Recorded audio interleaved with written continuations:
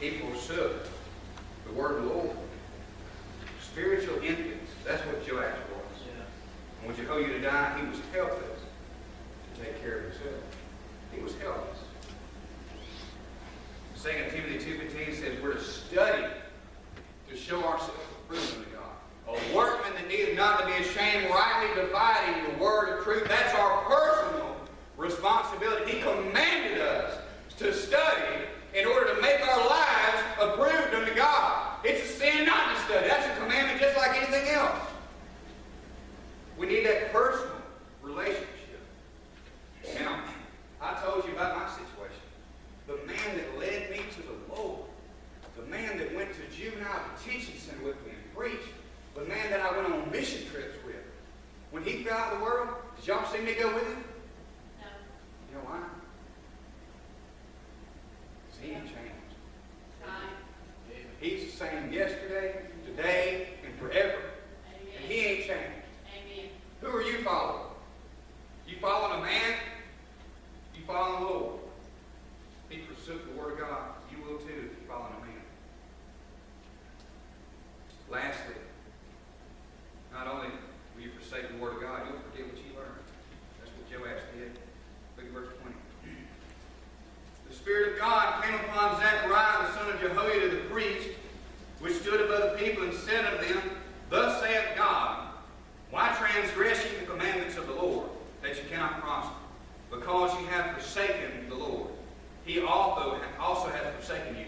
And they conspired against him and stoned him with stones at the commandment of the king in the court of the house of the Lord. Thus Joash the king remembered not the kindness which Jehoiada his father had done unto him, but slew his son. And when he died, he said, The Lord looked upon it and required. Now think about that. Joash was rescued from death by Jehoiada, was raised by this man, was put on the throne by this man. And now he's killed his own son. He killed Zechariah, the son of Jehoiada, for preaching the word of God. Do you think that when Jehoiada died, he was ever thinking that Joash, when he killed his son one day? You know why? He had no ground to stand on. He had no salt in himself. He had nothing. He had Jehoiada, and that was it. And when he died, he was done. His religion was buried in the ground with him. He forgot what he even had learned because it was all secondhand. Never knew you as with your dream he would kill his own son. Okay, now listen to this, and we're getting closer to home here. I'm going to get real down to earth here in a minute. But can you imagine how much it would have hurt Jehoiada? He had known Joash not only forsook the Lord, but he killed his own son. You know how much it would have hurt him? You think that Joash was thinking about that? He forgot. You know, the 3 John verse 4. 3 John verse 4 says that I have no greater joy in this than to hear that my children walk in truth. Can I tell you that's our pastor's heart this morning? Yeah. Can I tell you that's God's heart this morning? No greater joy than to hear that my children walk in truth. Nobody's going to do him any favors by getting out of the will of God. I'm serving God. And I want to finish out with this thought right here. And I really didn't want to do this, but God said do it. So that's what I'm doing. I want to ask a question because it does beg for an answer.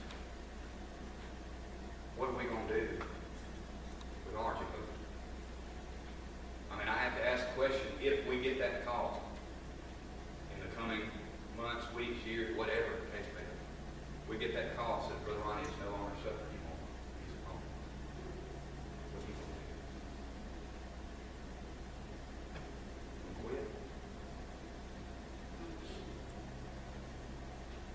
What about ours, Jehoiada? Let me say this. Joash was at a place of power. He was the king. And his actions destroyed the whole kingdom. Everything Jehoiada had ever built up, he destroyed. And my question is this. You may not realize this, but you're in a place of power too. You are a Jehoiada to somebody else. Think about that for a second. People are looking at you, whether you're a parent, whether you're a Sunday school teacher, whether you're a grandparent, somebody, somewhere, is watching you.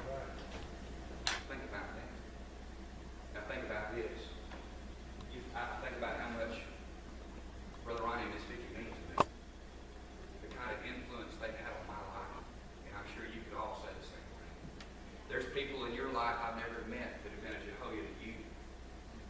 Imagine a world where they're all gone. What happens when all the Ronnie Blakes and the Vicki Blakes and the Ronnie Bearfields and the Dana Williamses and all the Sunday school teachers and all, what happens when they're gone? You're going to have to be a Jehoiada to somebody else. And you ain't going to do it following man. You're going to have to be following God. Amen. I preached Wednesday night about the Apostle Paul's prayer. Even from prison, he prayed that the saints would know God like he knows God. Amen. Well, that sends chills up my spine because if they don't know God any better than I do, what does that say? They're only going to know God as much as I know God. What a responsibility. What a responsibility. Who are you following this morning? Are you following a man or are you following the Lord? What happens if you woke up in a world where all your influences, all your Jehoiadas were gone? Would you quit? Or would you take the instruction they've given you and take the mantle to the next generation for him? Because God's given you the opportunity and the ability to stand in the gap for somebody else. Sometimes I feel like, at least I can say this for myself, you have somebody like a Brother Ronnie in your life. Number one, you take him for granted. Well, number two, you think he's always going to be there. That ain't the case, friend. I got news for you. Lazarus died, and 4 days later, God raised him from the dead because he's able to do that. But you know what happened? Lazarus died one day. God could raise Brother Ronnie up right now. He could walk in this room like he never even got sick. But one day, if God cares, he's still going to pass away. It's just imminent, folks. Look, 10 out of 10 folks die. And when this generation of Jehoiadas goes, it's going to be on us, friend. You ever thought about that? The kind of influence they've had on you, you could have that same influence on somebody else. It may be your turn to lift somebody else up and be a shining light to somebody else. Who are you following? Let's make up in our mind that we're going to serve and follow the Lord no matter what happens. And I want to close with this quote from Matthew Henry. He said, "See how necessary it is that as our Savior speaks, we have sought in ourselves that we act in religion from an inward principle which will carry us on through all changes. Then the law